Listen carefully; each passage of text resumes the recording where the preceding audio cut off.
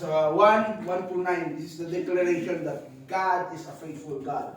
So, we have there in that one. It says here, it is the message of Paul to the Corinthians people.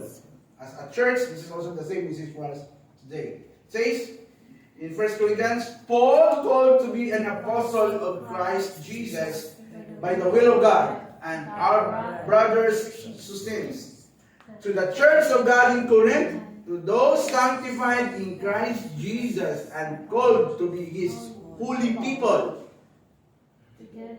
together with all those everywhere who call on the name of our Lord Jesus Christ, their Lord and ours, grace and peace to you from God our Father and the Lord Jesus Christ. I always thank my God for you because of His grace given you in Christ Jesus.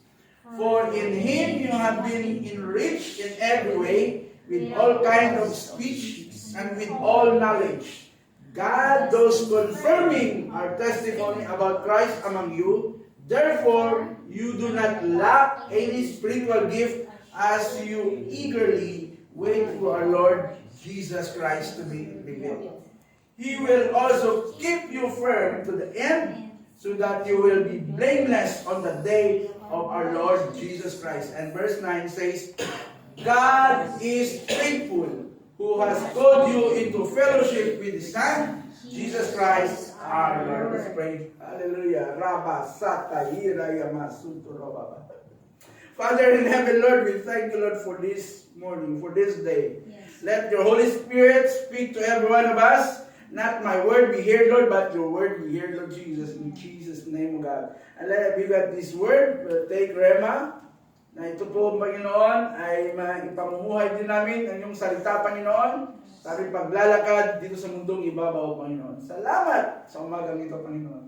Turuan niyo at buksan niyo po yung puso at isipan namin, na mas lalo namin maintindihan ang iyong salita, na lalabas kami dito, Panginoon, kung ano man yung mga nararanasan namin, ano man yung mga bagay na mararanasan namin, napagtagumpayan na namin dahil ikaw ang Diyos na buhay. Ikaw ang Diyos na tapat sa amin, Panginoon. Yes. Salamat sa umagang ito, O Diyos. Pinabalik namin lahat ng papulit pasalamat sa tanging pangalan ng Jesus. Lahat sabi na, Amen. Yung makakaupo po kayo, sabihin mo sa katabi mo, mabuti ang Diyos. Mabuti ang Diyos. Sabihin mo ulit sa katabi mo, mahal na mahal ka ng Panginoon. Mahal tayo. Isa kasi, akala natin wala natin magmamahal sa atin, akala natin wala na, puro talaga. Yung, kumbaga, parang sa buong linggo, binugbog ka.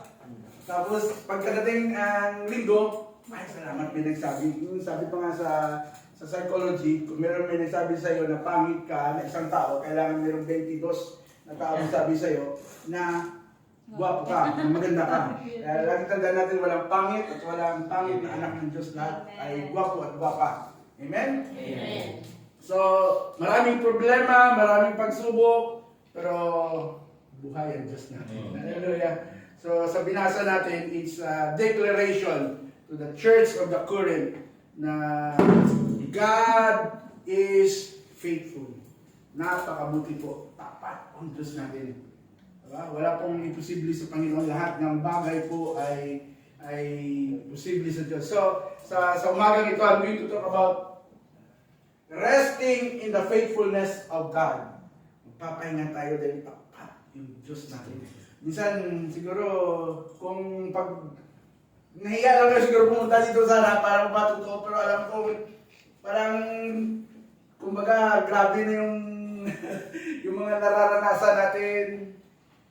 Hindi na natin ma-express. Yung si kumari natin, hindi na tuloy.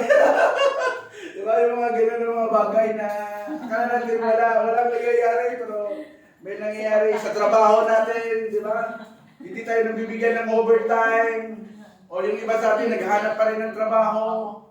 O di ba, yung iba sa atin, talagang, iba naman yung pagpapala.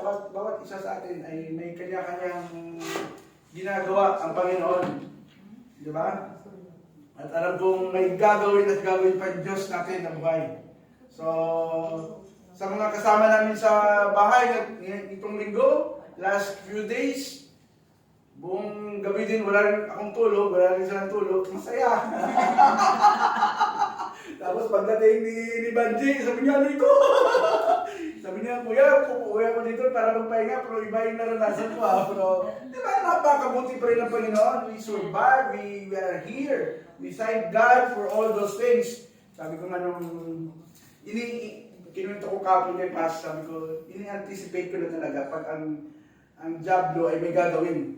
Alam mo ba na, the more we draw closer, try nyo, the more we draw closer, we read the Word of God, we have intimate relationship with the Lord, maraming pagsubok. Gusto niyo yan?